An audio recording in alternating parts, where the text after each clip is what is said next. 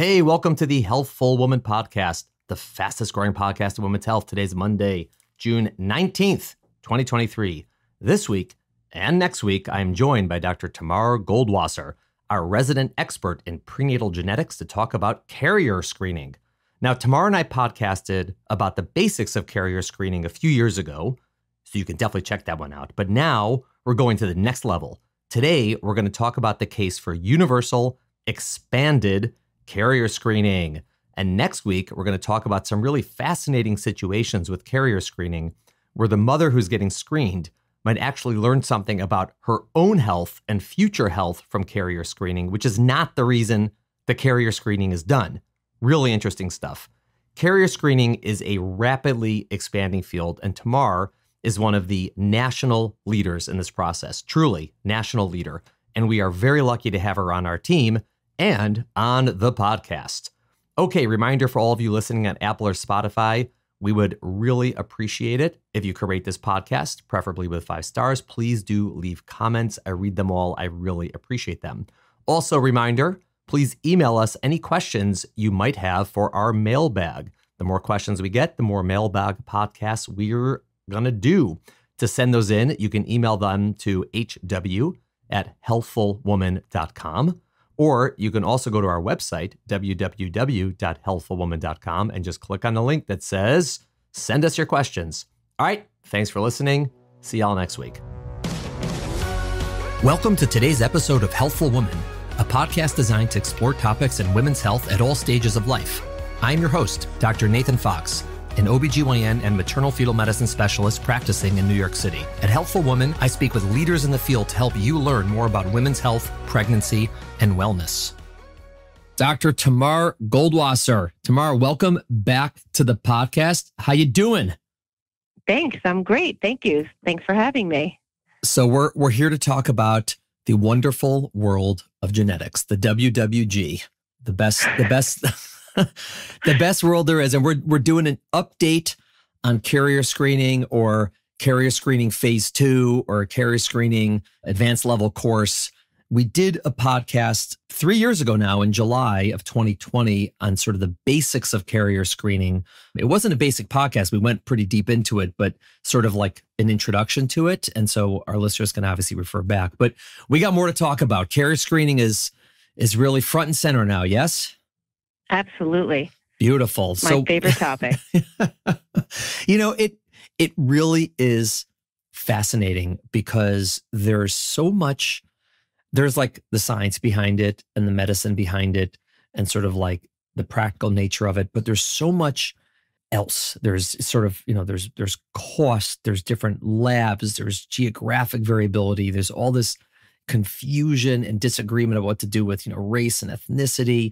And it really gets confusing with carrier screening. It seems like a very simple concept, but it gets really confusing out there. And I know that it's so different all over the country. Yeah, that's one of the craziest things is that depending on where you get your care, you'll get offered a lot of carrier screening or no carrier screening or somewhere in between. Yeah, it's definitely disparate at this point.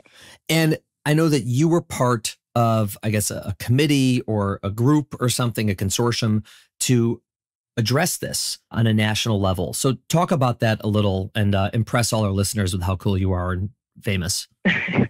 Okay. Yes. So my pleasure. So in 2021, I was part of a group and we put out a new practice resource titled Screening for Autosomal Recessive and X-Linked Conditions for the American College of Medical Genetics and Genomics. I'm gonna stop you right there.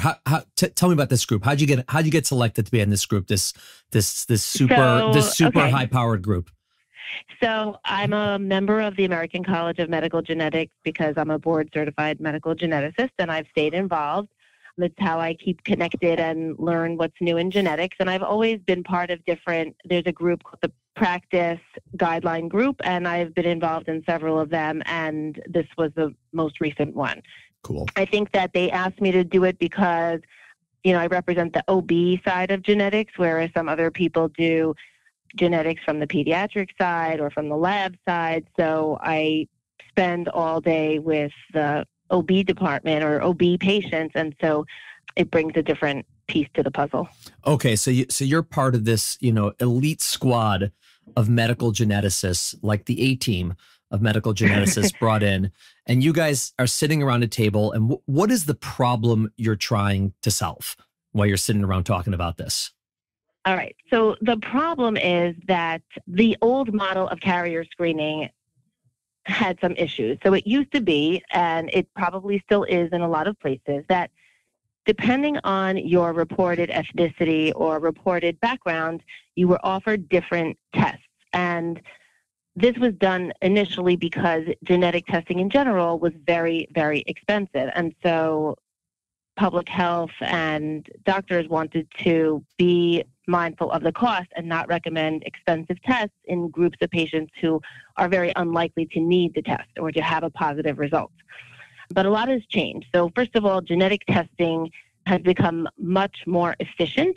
The technology has advanced tremendously in the past 10 years, and it's also become much, much more economical. And so testing is not as expensive as it was. Instead of thousands of dollars, it's down to just a few $100s. And the other thing that changed is that actually we've learned through some of the direct-to-consumer testing genetic labs like 23andMe and Ancestry, a person's self-reported ethnicity is notoriously flawed and wrong. And people are learning, hey, I have this in my background, or I have 20% of this ethnic group or, country of origin in my background.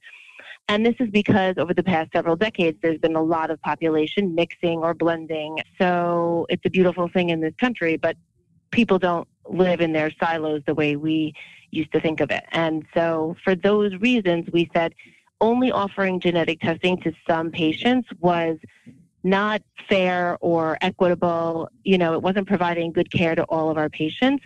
And it was also just scientifically flawed because we know actually people may not know their true ethnicity or their ethnic background. And so you may be missing genetic carriers because you ruled it out from the beginning. Right. So just to sort of state it again, just to clarify, because this is a really important point. We were training sort of, and it's still, again, it exists in many, if not most parts of the country. They would say, okay, every pregnant person who we're checking for genetics, we're going to check for this one condition. And if you're, let's say, Black, we'll check for these extra two conditions. If you're Mediterranean, we'll check for these conditions. If you're Ashkenazi Jewish, we'll check for these conditions. If you're Asian, we'll check for these. And, sort of like go through it and say, all right, what are you? Right. And okay, right. So I say, all right, I'm Ashkenazi Jewish. Great. But I don't know, like, that's just what I am. That's how I identify. That's how I think I am. And maybe it's true, maybe it's not true. But for all I know, my great grandmother was Mediterranean or Asian or whoever. And so this is really an issue, like you said, not just on the sense of like, what we talk about, like being equity, like someone's not getting tested for things and we're sort of like not doing right by them, but also this idea that you can sort of determine what someone's at risk for by asking them, hey, where are you from? Or, right. What's your ethnicity? And like, that doesn't, like, someone says, like, I'm Black. Like, okay, well, you could be from like 100 different places, right? And you could have a crazy different ancestry. That doesn't mean much. I say I'm Jewish. What does that mean? Like, I got converted, Yeah. People have no idea. Right. People really, really have no idea. And it ended up being, it's even hard when you're trying to do research. I'm sure you've encountered this. You usually have to try and define the demographics of your patients. And sometimes it's hard to decide what category to put someone into because of that exact problem. Yeah. So that was the problem. And what solution did you come up with? Okay. So there was actually a paper that was a joint statement that was put out by ACOG and which is the American College of OBGYN, and the Society for Maternal Fetal Medicine, and also the Genetic Counseling Society a few years ago, that basically offered a suggestion of screening for any condition with a carrier frequency of greater than 1 in 100. So that would mean that if you sample 100 people in the United States, one is supposed to be a carrier or is expected to be a carrier. And that was the beginning of how we approached this. So we had a team of 9 of us, and what we decided to do was comb something called ClinGen, which is a database of all the known genes, and look for any gene that is known to have a carrier frequency of 1 in 200 or greater in any population in the United States that has reasonable representation. So any gene or gene that we know to be mutated, or an issue with a specific gene with a frequency of anything more than 1 in 200. And it doesn't have to represent the entire United States, but any population that represents more than 1% of the United States, like Ashkenazi Jews or Puerto Rico, for instance, those groups were also taken into account. And so with that, we devised a list of 113 genes that we recommend every single patient to be screened for when they're preparing for a pregnancy. And so the list was put out, and we understood it was going to take time for things to pick up, but slowly labs have adopted and are using that list to create a carrier screening panel that will be offered, and at least they could say, here, we're this list or this group of genes, you can offer it to your patient and you'll be covering all of the conditions recommended by the American College of Medical Genetics. And then, so just to be clear, until this, or if people aren't doing this, you may be tested for 0 conditions, 1 condition, 5 conditions, 12 conditions. Yeah. Like those are the numbers we're talking about. And you're saying that you guys recommended that every person who gets screened, every person should be screened, and that panel should have at least these 113 conditions because they're prevalent enough that no matter what your ancestry, if you're sitting in the United States, you're going to pick up something that's, not crazy rare, but, prevalent enough that it's reasonable to be screened for it. And that every lab that has a panel should include at least these 113 conditions. Exactly. Sorry, one more thing. So we chose the genes not just by the prevalence, like the carrier frequency, but also by severity. So right. The genes that were selected were also, these genes should be very strongly correlated with disease. It shouldn't be confusing, and it should also be very strongly correlated with things that are considered to be, relatively more severe or, significant in terms of the impact on a person's life. Right. I mean, we're not screening if this kid's going to be a lefty or righty. We're not screening if this is going to be, 5'7" or 5'10". We're screening for, is this kid going to have a disease? And again, the tenet is that if the mother's a carrier and the father's a carrier, then each child has a 25% chance. There's some exceptions based on the exact gene, but basically that's the autosomal recessive model. So the sort of what happens is typically one person, the mother gets screened first, and anything she screens positive for, they screen the father, and to make sure that that's, that they're a match, so to speak. There's other sort of ways to do it, but that's the most common. Now, essentially, what you're saying before is that doing this, the cost is really not different than having 2, 5, or 12 tested. Meaning whatever the cost is to the insurance company or to if someone's paying out of pocket or their co-payments or whatever it might be is really not markedly different. Right. Yeah, because what happens is the way that they do carrier screening in a lab now is that they're using something called next generation sequencing for the most part. And whether they report 14 genes or 10 genes or 100 genes, it's usually already data that is available from their testing procedure. It's just a matter of how many things they're going to report on. So yeah, the cost is actually not different. Yeah, and I think that's something, it's a massive difference. And I remember, when I was getting screened 150 years ago, I get married and there's like 5 genes of like, it'll be $1,800. Like, what? And I'm like, right, say what? Crazy. Like, oh my God. And so you understand why, like, listen, we got to really limit this. Like, we cannot have, like, first of all, it's just not tenable. You can't get everyone to, I was a med student, they cut me a deal, but like, it was, I don't think it wasn't. Yeah, I was a med student. So it's just such a difference. And so when people are thinking, is this like wasteful? It's really the same cost. And we'll talk about at the end of the podcast, like some potential, I wouldn't call it a downside because I think it's important, but some sort of consequences of knowing more about your genetic makeup than not knowing. But it's not an issue of cost. It's not an issue of availability. Like you can get these tests pretty much anywhere in the country. There's labs you can go online and like have this done. It's not complicated logistically to have your carrier screen done. It just has to be something that your doctor or midwife offers. That's really it. It's not particularly complex. And yeah, that's a big message. It's a huge message. I think it's a huge message for doctors too. I think that we all grew up and trained and had experience with genetic testing being so expensive and cost prohibitive that we were trained to be selective about when to use it. But the message is the cost is much, much lower than you remember, and it's recommended for every single patient. Yeah, I mean, it's just, listen, for most couples, it doesn't matter. Meaning, most couples, when they go through this testing, are going to find out that as a couple, they're compatible. Meaning, one may carry something, or likely will carry something, and one will likely carry something else, but it's not the same thing, then it's fine. And so had they never done it, they'd get away with it. But the problem is, if you happen to be in that 1 or 2 or 3 or whatever % of couples who it is an issue, there is no way to know about this other than doing screening or having a baby that's sick.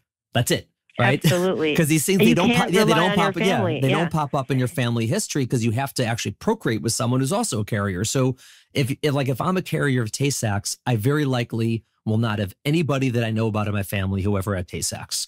The only way I'm going to find out is if I get screened or if I have a baby with Tay-Sachs. That's it. And that's really not, that's best avoided. It's really something that you want to screen for in advance, because again, there's just no other way to find out. And since you get away with it 97, 98% of the time, you don't hear these stories that often of couples who weren't screened and they have a baby, but we do hear these stories. I know people who this has happened to, I know patients who this has happened to. It absolutely does happen. So it's an important message that if you are thinking of having kids or you are in early pregnancy, you should ask your OB, your midwife, your family practice doctor, whoever you're seeing, have I been screened? Have I done carrier screening? Absolutely. And if not, and in the IVF center too. Yeah. And if you're preparing for IVF and you're creating embryos and you plan on going that far to try and have a healthy child, then carrier screening has to be done, and definitely ask for it. Yeah. I mean, IVF's critical, because if you're already doing IVF, the only solution, right, if you're both carriers, other than splitting up, right, the only solution is to avoid a possible situation is you do IVF, and you can test the embryos if the embryos have the condition, and only put in the embryos that don't have the condition. Now, if you don't need IVF and you weren't planning IVF, that's a big shift from getting pregnant on your own. Yeah. But if you're already doing IVF, it's almost crazy not to do carrier screening, because why wouldn't you want to know this in advance? You can actually do something about it. You're already doing the IVF. Yeah, it is crazy to do IVF without carrier screening. You reminded me that another thing is, usually you would think, okay, I did it once and I'm finished and nothing's going to change, because when you do carrier screening, you're testing your DNA that you inherited from your mother and father when you were born.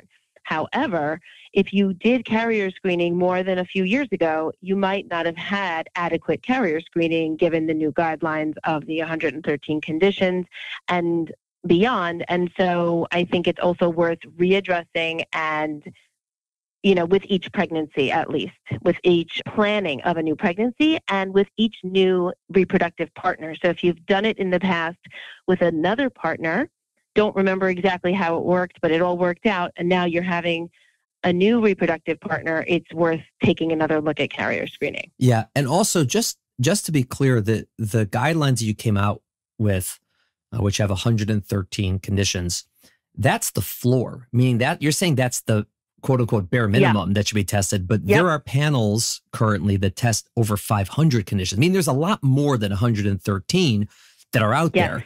And so my first question is, why is there so much variation? And my second question is, how did you guys choose to only have 113 and not say you should test as many as are currently available? So that goes back to our selection process. So we called this 113, we called it tier 3 or level 3 screening. And then we recognized that there will always be offerings including more genes. So we called anything beyond that as tier 4. And we knew that that was a moving target, because every genetic testing lab does offer larger panels with more genes, hundreds, even thousands of genes. And we don't necessarily know their selection criteria. And one thing we were really careful about was what we call genotype-phenotype correlation. How tightly linked is this gene to this disease? And basically, once you get the result, are you able to counsel a family and say, yeah, if your child inherits this condition from both of you, they will have X disease and it will look like this. There are some genes that are newly out there and are less well understood. And so if you get a result, it's really hard to counsel the family and say, this is what the outcome is going to be. Sometimes there are genes out there where it's like you could have loose associations with different, medical issues, but we don't actually know the true prevalence, and we don't know how many unaffected people have mutations also. So we try to stick to genes that have the ability to provide good counseling to and thought to be useful. And Right. we also recognize the fact that as more knowledge is accumulated and science progresses, this list has to be updated. It's not meant to be static. And we plan to reconvene periodically to, look at it again and reassess. Right. So and then you asked about the different labs. So different labs offer different panels of genes. And when we talk about genes, let's just say humans have more than 20,000 genes, right? So when we talk about carrier screening, it's not at all fully comprehensive of every gene that can lead to disease. It's very specific. We want to look at things that are not really designed to diagnose the parents who we're testing. So we're not looking at dominant conditions, which we could explain, but we're really just looking at things that are supposed to be more likely to put your offspring at risk depending on either your partner or if it's X-linked, depending on how those things go. So the different labs all offer a slightly different array, and actually some of them vary very, very much so. And we, in our practice, had recently switched from one larger panel and, we can discuss, we ended up not using that lab anymore, and now we're using another large panel at a different lab, and the genes are not all the same. And it's definitely a logistical difficulty. Also, it's hard to keep track of from pregnancy to pregnancy and from lab to lab. Yeah, just to clarify a few things. So you mentioned tier 3 and tier 4. So tier 1 would be sort of just one or two tests for everybody, of like old school. And then tier 2 was sort of what we described before, which is you do one or two for everybody and then sprinkle in a couple extras based on their reported ethnicity. And tier 3 is sort of what you guys recommended, saying don't do tier 1 anymore, don't do tier 2 anymore. Everyone should be doing tier 3 or higher, which is again this expanded panel of 113. And tier 4 is each lab, right? Each lab has the right to put whatever genes they want on their test. Correct. It's not like regulated. Yeah. They're commercial labs. They could do anything. But the point of this recommendation is hey, all you labs out there that are doing this, whatever you do with your tier 4, crazy expanded panels that are hundreds and hundreds of conditions, please make sure it includes these 113, at least. Yes. Got it. Right. And so because of that, there probably are going to be someone who's going to produce a test that only has 113, but most of them are going to have, all right, ours has 220 tests, but it does include the 113, or ours at 508 and it includes the 113. Yeah, which is great. It gives some sort of standardization within a system that is inherently different from lab to lab. You can't get every lab to do it exactly the same. That's just not feasible, and it's probably not lawful, but you can at least get them a recommendation that, hey, at least do this, right? Yeah, I mean, that actually, I didn't tell you, that was the other problem that we were setting out to solve. Basically, there was no uniform language. And when people said expanded carrier screening, that phrase had no real definition. There was no agreed upon list of conditions that were on that list or who should have expanded carrier screening. And so it was also a way to sort of get us all on the same page in terms of language and say, okay, well, what type of carrier screening has been done and what is recommended? Yeah, I mean, in our own practice, just to give a flavor of sort of the logistics that you mentioned. So we've always been recommending, expanded screening to everyone. But like you said, there's no real definition of that. It's based on the lab we chose. So we were originally using a test called Inheritest which was at the time Genzyme, then became LabCorp, and it was 117 or something conditions. This is years and years ago. Then we switched to a lab called Semaphore, which is related to Mount Sinai. and their panel bumped up very quickly to 281 conditions. Then they added 2 more to make it 283 conditions. So now we're like, all right, everyone got screened for 281. Now we got to figure out, are we going to get them all screened for these next 2 conditions that got added? Right. And that was its own thing. Then they went to 511 conditions. So we started screening everyone with that. And then we had the same problem. If someone had 281 or 283, do we check the balance? And then that lab shut down. and so we went back to LabCorp, and then they have a panel that's 200 and something conditions. And then we're like, oh God. And now they're having one that's 500. It's the same thing logistically, but ultimately that's sort of the game. That's sort of how it is, that each lab is going to be a little different, but it is reassuring to know, both as a doctor, but also as a patient, all right, whatever shenanigans are going on with all these different tests and which one's offered to me, which one I get, which lab where I am, at least I'm getting these 113, which really a bunch of experts said all y'all should be getting, just to be sure. And I think that that's like the major lesson from this for our listeners. Again, if you are doing IVF, if you're thinking of having kids, because it's better to do this before you decide to have kids, or if you're in early pregnancy, ask, am I getting expanded screening that is classified as tier 3, which is at least these 113 conditions? If the doctor says, yeah, we use this lab and theirs is 304 and it includes them, fine, you're good. Like, could you find one that's 500? Probably, but it may not be, I don't know if it's worth looking all over the country to find the exact lab, but make sure it's at least above this floor, which is what's recommended, because otherwise you're just missing out on an opportunity to find out potentially something you really, really need to know before you start procreating. Yeah, definitely. I love it. Amazing. It's a good message. One condition on the list is actually really kind of tricky to test for, and I just want to give it a shout out. It's called hemophilia. Hey, hemophilia, here's your shout out. So welcome to the podcast, hemophilia. All right. It's a severe bleeding disorder where people can't form blood clots after just like minor trauma. And so that is recommended, and labs are actually having a hard time including it in their panels because it requires a different type of lab test.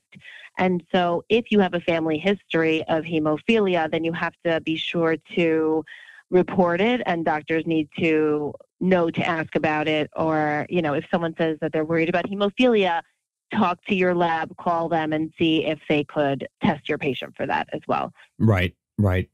Awesome. What I think we're going to do, we're going to wrap up this podcast, and then we're going to do another podcast on carrier screening, which is related to the results that you can get and how they may have implications for your own health and not for the babies. Again, as you said before, the intent of carrier screening is to find out for your children. However, there are some of the tests that have some implications for your own health. And number one, we're going to talk about some of those. And number two, on a more global level, why that warrants a standardized and sort of organized way of getting carrier screening where you can get the proper counseling if something like that comes up. So we're going to be back next week with Tamar to talk about the next level of carrier screening. Tamar, thank you. This is awesome. Really helpful stuff. All right, take care. Thank you for listening to the Healthful Woman podcast. To learn more about our podcast, please visit our website at www.healthfulwoman.com. That's HEALTHFULWOMAN.com. If you have any questions about this podcast or any other topic you would like us to address, please feel free to email us at hw@healthfulwoman.com. Have a great day. The information discussed in Healthful Woman is intended for educational uses only. It does not replace medical care from your physician. Healthful Woman is meant to expand your knowledge of women's health and does not replace ongoing care from your regular physician or gynecologist. We encourage you to speak with your doctor about specific diagnoses and treatment options for an effective treatment plan.